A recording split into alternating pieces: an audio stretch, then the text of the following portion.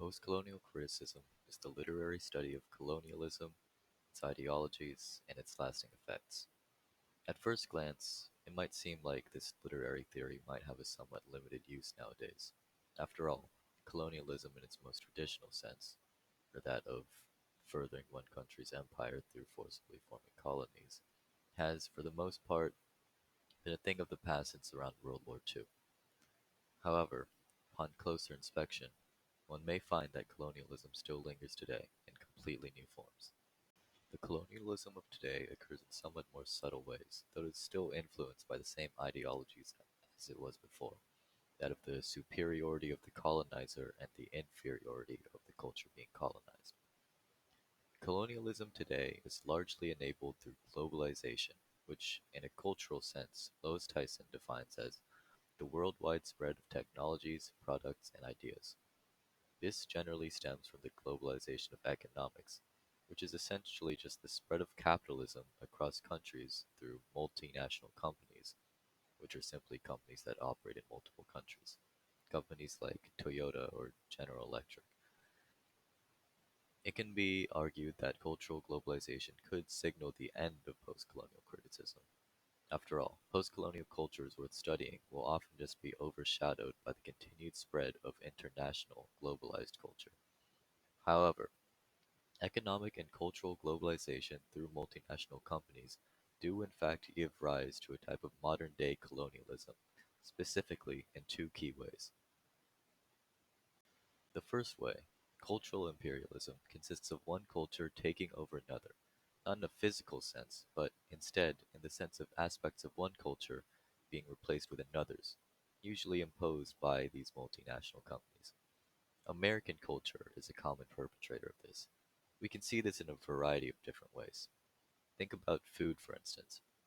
According to the official McDonald's website, there's a McDonald's in over 100 countries around the world. McDonald's, the American multinational company, spreads into more economically vulnerable countries, who are then pressured by the more economically dominant culture to bring it into their own. Let's look at another example, this time from the entertainment industry. Look at India's Bollywood, which has influences very obviously taken from America's Hollywood. Again, showing the widespread reach of American culture and how it can influence or overtake the culture of others. A form of colonialism that might be more directly harmful takes place in the form of neo-colonialism, literally meaning new colonialism. Neo-colonialism consists of multinational corporations exploiting developing countries for cheap labor. These often greatly benefit the governments of these nations, who often accept bribes from the corporations and actively assist in many of their efforts, and they'll also help a few people from that country get a little richer.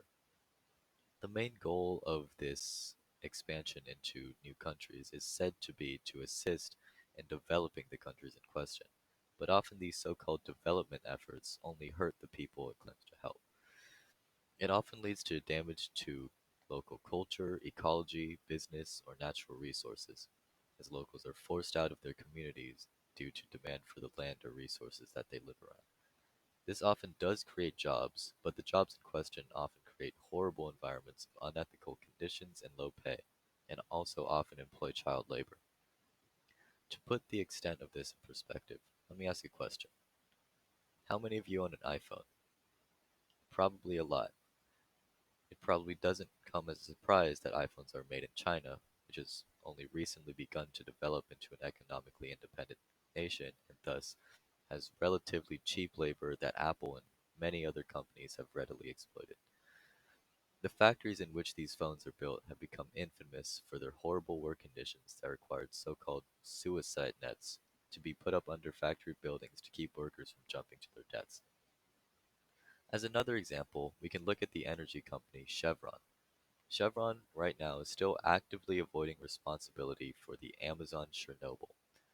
For nearly 30 years, Chevron dumped toxic waste into the Ecuadorian rainforest, evidently to save on costs, making the area basically uninhabitable.